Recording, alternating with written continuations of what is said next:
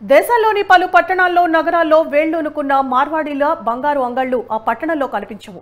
ఆషాఢం ఆఫర్లు, అక్షయ తృతీయ డిస్కౌంట్లు ప్రకటించే బంగారం కార్పొరేట్ మాల్స్ అక్కడ అడుగుపెట్టే సాహసం కూడా చేయవు. అక్కడ బంగారం వ్యాపారం అంతా ఆర్యవయసులదే.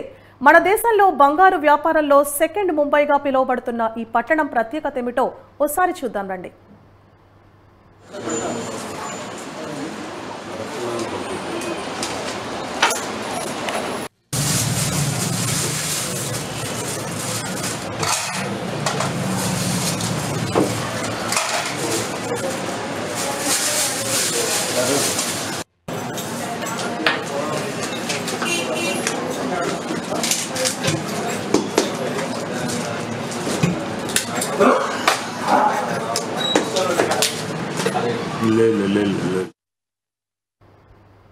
మన దేశంలో బంగారు వ్యాపారంలో ముంబైదే అగ్రస్థానం. ముంబై తరువాత పసిడి వ్యాపారం ఎక్కువగా జరిగే ప్రాంతం ఆంధ్రప్రదేశ్లోని ప్రొద్దుటూరు. అందుకే ప్రొద్దుటూరును సెకండ్ ముంబై, పసిడిపురి అని కూడా పిలుస్తారు. ఇక్కడ నాణ్యత, తూకంలో ఏమాత్రం తేడా కనిపించదు. ఖచ్చితమైన ధర ఉంటుంది. కోరిన డిజైన్లో నగలు తయారు చేసే అద్భుత ప్రతిభ కలిగిన స్వర్ణకారులు ఇక్కడ కోకొల్లలుగా ఉన్నారు. 24 క్యారెట్ల స్వచ్ఛమైన బంగారం కావాలంటే ప్రొద్దుటూరుకు వెళ్లాల్సిందే అంటారు కొనుగోలుదారులు.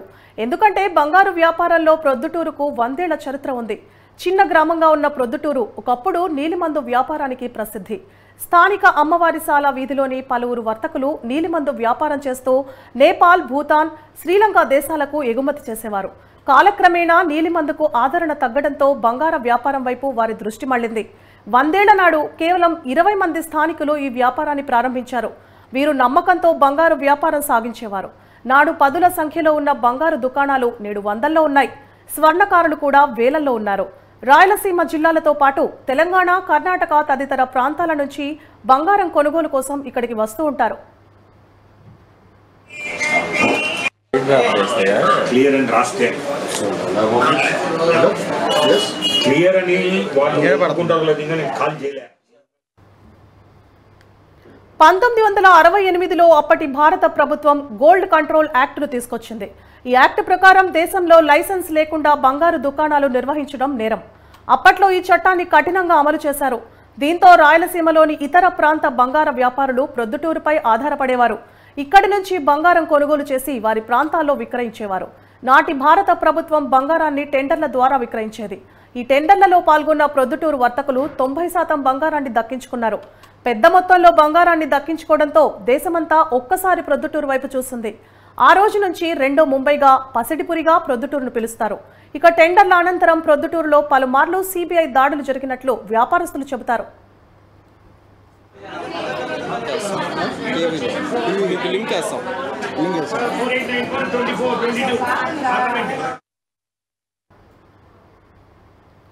ప్రొద్దుటూరులో బంగారు వ్యాపారం రాష్ట్రంలోనే పెద్ద పరిశ్రమగా వెలుగొందుతోంది.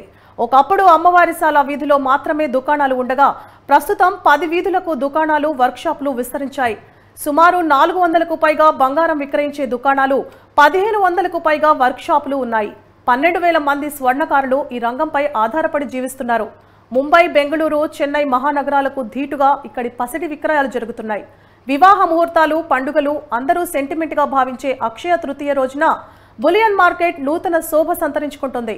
ఆన్లైన్ ధరల ప్రకారం బంగారం విక్రయాలు నిర్వహిస్తారు. ముంబైలో లభించే ధరకే ప్రొద్దుటూరులో బంగారం లావాదేవీలు జరుగుతుంటాయి. వ్యాపారులు, స్వర్ణకారులు బ్యాంక్ ద్వారా బంగారాన్ని కొనుగోలు చేసి నగలను తయారు చేస్తారు. 100 మిల్లీగ్రాముల ముక్కుపుడక నుంచి 200 గ్రాముల వడ్డాణం వరకు విలువైన ఆభరణాలను స్వర్ణకారులు తయారు చేస్తారు. అంతేగాక రాష్ట్రంలోని ప్రసిద్ధ ఆలయాల దేవతామూర్తుల కిరీటాలు, ఆభరణాలు కూడా ఇక్కడే తయారవుతుంటాయి. స్థానికులే కాక బెంగాల్, చెన్నై, హైదరాబాద్ తదితర ప్రాంతాలకు చెందిన అనేక మంది స్వర్ణకారులు ప్రొద్దుటూరులో పనిచేస్తున్నారు.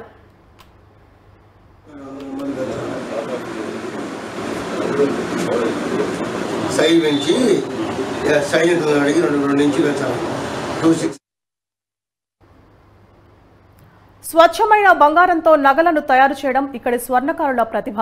వినియోగదారులు నమ్మకాన్ని వమ్ము చేయకుండా 100 ఏళ్ల నుంచి వ్యాపారాలు చేస్తున్నామని, ప్రొద్దుటూరుకు పసిడిపురిగా పేరు రావడం వెనుక తమ పూర్వీకుల శ్రమ ఉందని అంటున్నారు ఆర్యవైశ్య మహాసభ అధ్యక్షుడు బూసెట్టి రామ్మోహన్. నాటి స్వర్ణకారుల ప్రతిభ వల్లనే ఇంతటి పేరు వచ్చిందని, ఆ పేరును కాపాడుకుంటూ వస్తున్నామని ఆయన పేర్కొన్నారు.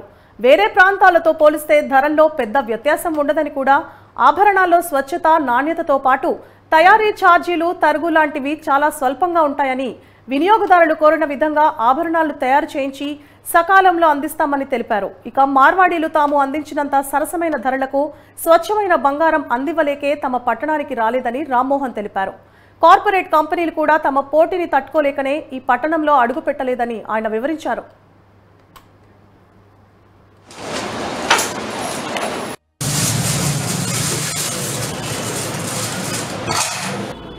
ఈ బంగారు ప్రొద్దుటూరు బాసిల్లడానికి ముఖ్య కారణం జనతా ప్రభుత్వంలో ప్రొద్దుటూరు వాస్తవ్యులైనటువంటి బంగారు వ్యాపారం, షరాబ్ వ్యాపారస్తులందరూ కూడా టెండర్ గోల్డ్లో భారతదేశం రిజర్వ్ బ్యాంక్ ఆఫ్ ఇండియా టెండర్ను గోల్డ్ టెండర్ చేసింది. ఆ కాలంలో జనతా ప్రభుత్వం, అప్పుడు మధు దండవత గారు ఫైనాన్స్ మినిస్టర్గా ఉన్నారు. ఆ కాలంలో చేసినటువంటి టెండర్లో గ్లోబల్ టెండర్ కాబట్టి ఎక్కువ శాతం టెండర్ ఎక్కువ రేటు కోట్ చేసి ఈ ప్రొద్దుటూరు గ్రామానికి దాదాపు వాళ్ళు వేసినటువంటి టెండర్లో 90% గోల్డ్ ప్రొద్దుటూరు వాళ్లకు తగలడం జరిగింది. అప్పుడు ఇది ఎన్లైట్ కావడం జరిగింది. ఏంటి ఈ ఊరు, ఒక చిన్న గ్రామము, బాంబే కంటే ఎక్కువ ప్రొడ్యూస్ చేస్తూ ఉండే బిజినెస్ అనేది వాళ్ళల్లో ఆనాడు జరిగినటువంటి తర్జన భర్జన. ఆ తర్జన భర్జనలోనే దీనికి ఆనాటి నుంచి సిరిపురం అనేది రెండవ ముంబైగా ప్రసిద్ధి గావించబడింది. ఆనాటి నుండి ఈనాటి వరకు కూడా కస్టమర్స్కు ప్రొద్దుటూరు వ్యాపారస్తులు అందరూ కూడా ఇవ్వాలంటే మనకు బిఏఎస్ హాల్మార్క్ అటువంటివన్నీ రావడం జరిగింది. స్వచ్ఛమైన 22 క్యారెట్ల బంగారాన్ని ఆ కాలంలోనే ఇవ్వడం జరిగింది. తర్వాత ఆ యొక్క గోల్డ్ నగలకు ఏదైతే సాల్డరింగ్ చేయాలనో క్రమబద్ధీకరణతో 3 లోహాలతో కరెక్ట్గా సాల్డరింగ్ చేసేవారు. ఇవన్నీ కూడా జరపడానికి ముఖ్య కారణం పెద్దల యొక్క ఆలోచన, వారి యొక్క వ్యాపార శైలి, కస్టమర్కు మంచి క్వాలిటీ ఆఫ్ గోల్డ్ని ఇవ్వాలనే ఉద్దేశంతో ఆనాడు వారు వ్యాపారం చేయడం జరిగింది. ఇటువంటి వ్యాపారం పెద్ద పెద్ద సిటీస్లో ఇవాళ ఉన్నాయేమో కానీ పూర్వం నుండే ప్రొద్దుటూరులో ఉండేది. కానీ ఇప్పుడు కార్పొరేట్స్ అన్నీ వచ్చిన తర్వాత వ్యాపారం తగ్గుముఖం పట్టి పని చేసే వాళ్ళు కూడా పని లేకుండా వేరే వృత్తుల్లోకి వెళ్ళిపోవడము ఇవన్నీ కూడా జరుగుతాయి. ఇప్పుడు ఇది మ్యానుఫ్యాక్చరింగ్ హబ్ కాదు, ఓన్లీ సేల్సే.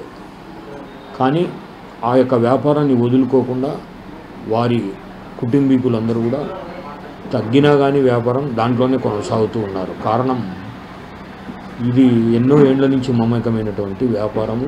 దీని కస్టమర్స్ వింగ్ చాలా ఉంది. బయట ఊర్లో నుంచి చాలామంది ఇప్పటికీ వస్తూ ఉంటారు. కార్పొరేట్స్ పెట్టినా అని కార్పొరేట్స్ దగ్గర కొంటూ కార్పొరేట్స్లో అన్సాటిస్ఫాక్షన్ అయి కూడా మళ్ళా తిరిగి ప్రొద్దుటూరు వ్యాపారం పుంజుకునిందంటే ప్రొద్దుటూరు యొక్క విశిష్టత, పనితనంలో ఉండే శైలి ఈ ప్రొద్దుటూరు ప్రజలకు, ప్రొద్దుటూరు వ్యాపార వర్గాలకు, ప్రొద్దుటూరు గోల్డ్ స్మిత్స్కే దక్కిందని మీ ద్వారా నేను తెలియజేస్తా ఉన్నాను.